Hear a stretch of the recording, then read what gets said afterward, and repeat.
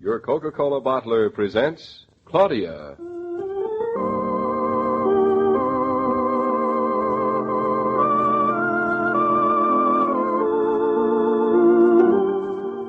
Claudia, based on the play and novels by Rose Franken. Brought to you, transcribed, Monday through Friday, by your friendly neighbor who bottles Coca-Cola.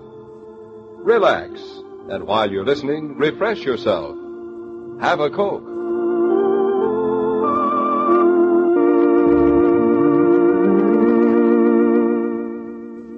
And now, Claudia.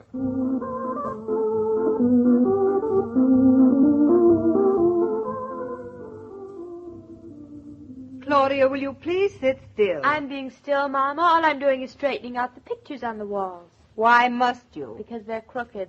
But why must you this minute? Because I just noticed. The pictures hanging crooked make me nervous. Well, you're making me nervous. David distinctly asked me to come over here and keep you quiet. I thought at the time he was asking the impossible. Now I'm sure of it. Mama, there is nothing the matter with me anymore. As a matter of fact, there never was. There might have been. I can't remain in a chair the rest of my life because there might have been something the matter with me that there isn't. If it weren't that I'm counting on a grandson, I'd let you walk tightrope across Niagara Falls. But with only 5 months left to go, you're going to take care of yourself. Mama, this is Wednesday. Monday, I had a little dizziness. You had more than a little dizziness. You had a bad fall. Look at your knees and your elbow and that bump on your forehead. You're just lucky you have a husband whose nerves are as strong as iron, or he'd have given up long ago. Long ago, we didn't even know each other. Why, that really seems long ago. There you go again, not making sense. I'm starting to feel that there never was any time before I knew David. I remember very well. Too well when there was. I can't even imagine anymore what it would be like without David. But if this past hour is any example, I don't want to imagine. Seriously, Mama. Is it going to get more and more like this all the time? I suppose so. I hope so. I never knew there would be a man like David. Except he isn't just another person anymore. He's a bigger part of me than I am myself. I could never be without him again, not for one day. That's the way you should feel, dear. But always with the thought that someday you might be. I don't want any such thoughts. Why should I? David and I aren't ever going to be apart. That's what I said once. But things turned out differently. You know, Mama, till I was married to David, I never even imagined what it was like for you. Now I don't want to. Let's not have any of your sympathy, Mrs. Naughton. You and I, we managed fine. As a matter of fact, you were such a handful, I would have had time for anybody else, not even a cat. Say, where is Shakespeare? I haven't seen him in hours. Wherever he is, let him be. But he might need me. He might have fallen in the bathtub. If he has, good. It might give him some practical ideas. But he won't be able to get out. The sides are like ice, and he'll catch cold. Mama, you wouldn't want that to happen. All right. You're breaking my heart. I'll go and see what that cat's up to. Thanks. But if he's sound asleep and nothing's happened to him, I'll never forgive him. It's David. I'll answer. You don't have to ring again. Here I am. Made it. Almost. Hello, David. How do you suppose I knew it was you? By the ring, of course. Oh, it was a nice tweedy ring. Mama? Oh, Mama's in the bathtub with Shakespeare. Oh, how would I know what she's doing there? Oh, here's Mama now. Mama, it's David. Where was Shakespeare? Asleep in the sun on David's bed. Oh. Hello, David. Yes, darling, I'll be good. When will you be home? In a little while. Oh, that's wonderful. I miss you. I miss you terribly. Say, bring home a half pint of cream. What's that? Yep, I'll hold on. Doesn't that husband of yours have anything more important to do than talk to you on the phone? What is more important, Mama? Roger just came in. David had a message for him. I'm holding on while he talks to him. Roger, don't go away. I'm calling Carrington, and I'd like you to be here. Fine. How's Claudia? She's on the phone now. I'm just saying goodbye to her. Oh, give her my regards. Hello, darling. Sorry to keep you waiting. Roger sends his love. That's even better than regards. Fine. Now take it easy. Try and act like the kind of person you aren't. Yeah. Give my love to Bluff and hello to Shakespeare.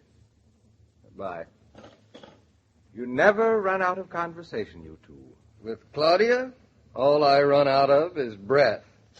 Lottie, please get Carrington on the phone. It's a good sign when two people have so much to say to each other. My wife and I, we used to stare at each other from down a long dinner table. They were the most quiet meals. Where is she now, Roger? As a matter of fact, my eldest son has informed me that she's due in New York tomorrow. We'll have one of those dinners tomorrow night, no doubt. Oh, it'll probably be a lot better than you expect. I don't expect anything anymore, David. But tell me, is Claudia still excited about the farm? Oh, and impatient. Roger, do deeds always take so long to turn Now, up? don't you start getting worried. The place is as good as yours. Oh, David, it's going to be a good life for you and Claudia on the farm. Makes me very glad for you. And very sad for the rest of us. That must be Carrington now. Hello. Hello, Mr. Carrington. Yes, this is Naughton. I'm fine, and you? Good. Good. Oh, you got them, and... Are the estimates all right? You want to form a corporation to finance and administer? That's what I expected him to do all along. You've got a committee already. Fine. Meetings tomorrow evening and Friday in Chicago. He certainly moves when he moves. I see. And you'd like me to make the presentation? Well, of course, Mr. Killian and I have been planning to come out to Chicago. We want to see the site firsthand and discuss matters further with you. Tomorrow, eh? Yes, I can see it's pretty important for one of us to be there. Of course. Well, either Mr. Killian or I will call you as soon as we land in Chicago. Fine. Very kind of you, Mr. Carrington, but I think a hotel might be simpler. Right. Goodbye. Well, you heard it. He's really underway. It's great, isn't it? I still can't believe it. So one of us must be in Chicago tomorrow. It's a pretty important meeting. And it's important that you go. Oh, but I don't want to go. It's your brainchild, David. You must go. Oh, Roger, I don't go in for that sort of thing. Board meetings and dinners and stuff. But that's the part of architecture I prefer to omit. You can't omit it. It's very important, and sometimes just as exciting as it can be dull. Tomorrow it should be exciting. Then why don't you go? Remember, my wife in New York, first time in 7 months, family dinner. David, I can't go, much as I'd like to. Oh, that means that I know you've never spent a night apart from Claudia since you've been married. I'm sorry, but... Oh, don't be silly. We're an old married couple now. Somehow I don't think Claudia thinks so.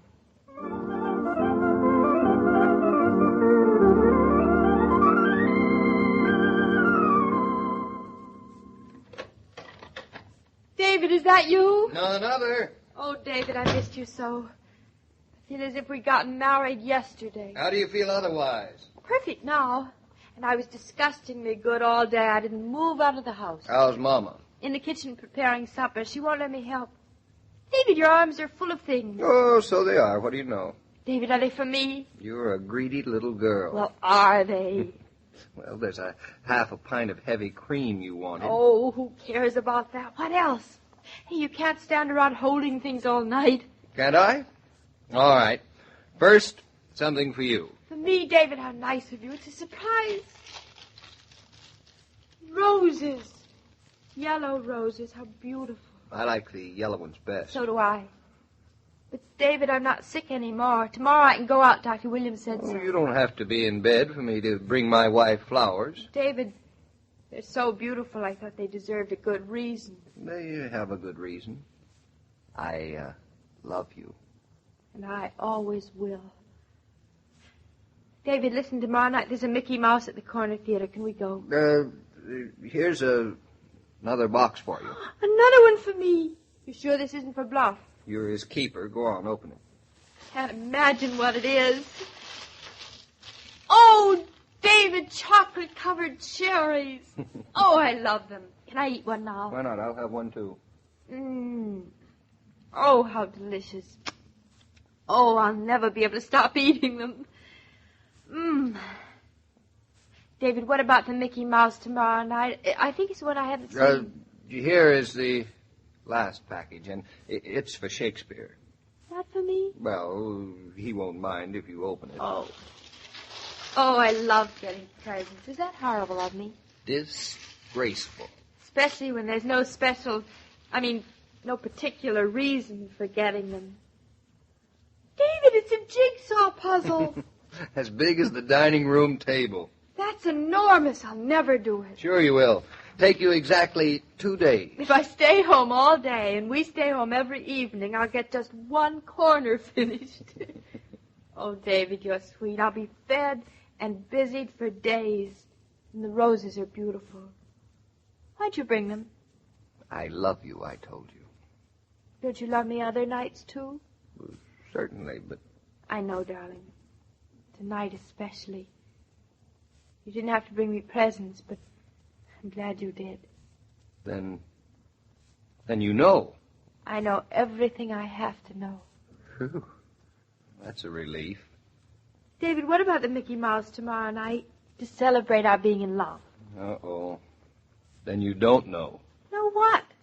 Honestly, you're mysterious and exciting tonight. You go to that Mickey Mouse, darling, with, Mama. David, are you going to be busy tomorrow night? Yes, darling, I am. Oh. Well, it can't be helped, I suppose. We'll wait for Mickey Mouse till Friday. I'll still love you on Friday. But Claudia, I have to go to Chicago on business. Overnight? Over 2 nights. You have to go? You don't think I want to go, do you? Then don't let Roger go. He can't. His wife's coming into town. Your wife is in town. Oh, David, can't you go and come back and not spend the night? I'll wait up for you if you do. Darling, I'm going to Chicago, not Brooklyn. It's so sudden. I know. I'm going to feel like a bachelor, only worse. Would you like to stay at Mother's? No, I'd rather be where you might be, David, if you were there. If you know what I mean. Darling, will you take it easy? Not run around? Let the elevator man take Bluff for his walk? Please don't clean my pipes. Go see Mickey Mouse and get lots of sleep, will you? Oh, David, hold me tight. That's nice. What's nice? Going away makes our being in love so exciting.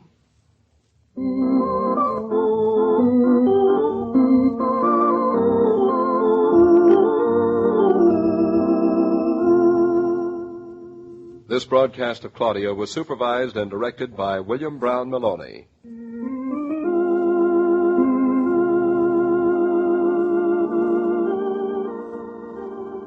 If you worked in a factory or an office, you'd be able to step over to that familiar red cooler for a bottle of refreshing, ice-cold Coca-Cola during work hours.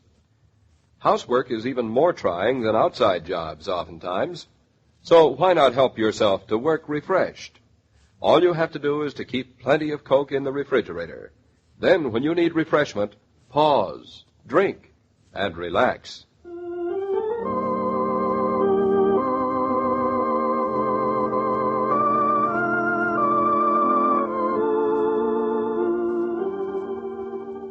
Every day, Monday through Friday, Claudia comes to you, transcribed, with the best wishes of your friendly neighbor who bottles Coca-Cola. So listen again tomorrow at the same time. And now this is Joe King saying au revoir. And remember, whoever you are, whatever you do, wherever you may be, when you think of refreshment, think of Coca-Cola. For ice-cold Coca-Cola makes any pause the pause that refreshes.